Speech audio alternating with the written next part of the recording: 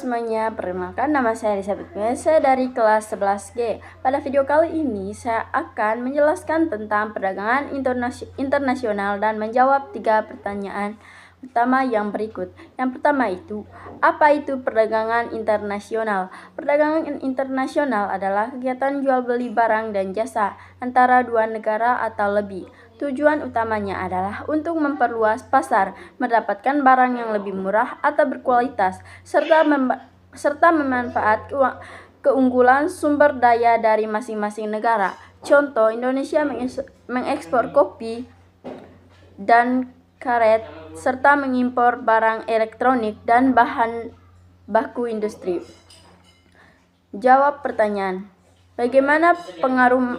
Bagaimana pengaruh masuknya barang impor murah terhadap keberlangsungan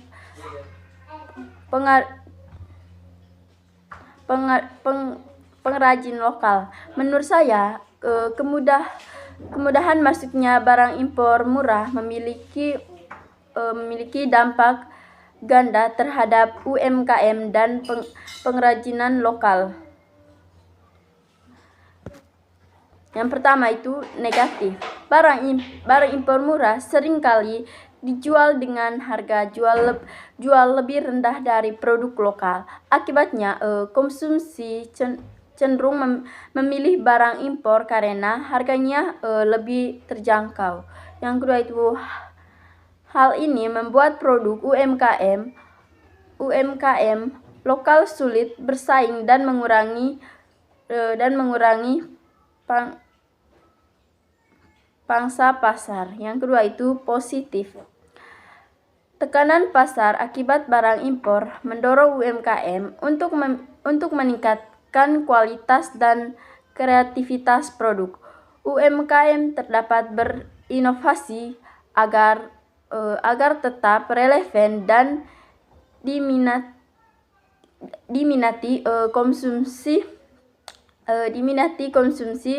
Kesimpulannya yaitu barang impor murah bisa menjadi tidak diimbangi dengan peningkatan kualitas pemasaran dan nilai tambah produk UMKM.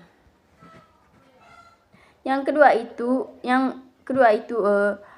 jawaban pertanyaan 2 yaitu apakah kebijakan proteksi seperti tarif atau kuota masih relevan di era digital saat ini? Saya berpendapat ya, kebijakan proteksi masih relevan meskipun kita hidup di era digital. Tarif dan kuota berfungsi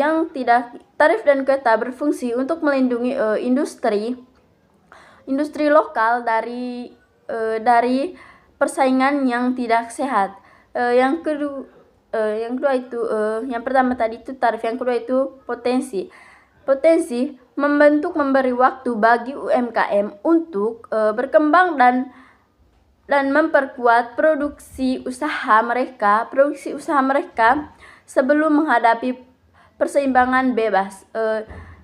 Yang ketiga itu tanpa potensi. Produksi luar negeri bisa mendominasi pasar secara cepat sehingga UMKM lokal kalah bersaing. Namun kebijakan ini harus diterapkan secara bijak agar tidak menghambat inovasi dan akses pasar global di era digital ini.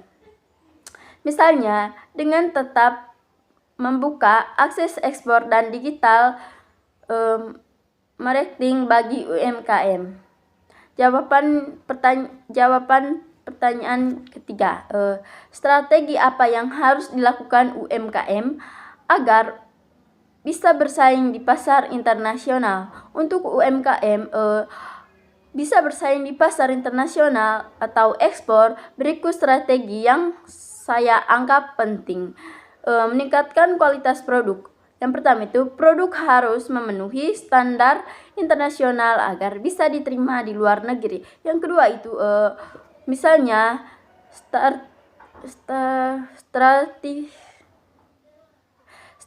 sertifikasi halal, ISO, dan lain-lain. Branding dan digital marketing UMKM perlu aktif di platform global seperti Alibaba, Amazon, Etsy, dan marketplace lainnya. Promosi melalui media sosial juga memperluas pasar. Inovasi produk membuat produk yang unik, memiliki ciri khas, budaya lokal, dan punya nilai tambah tambah agar menarik kembali internasional.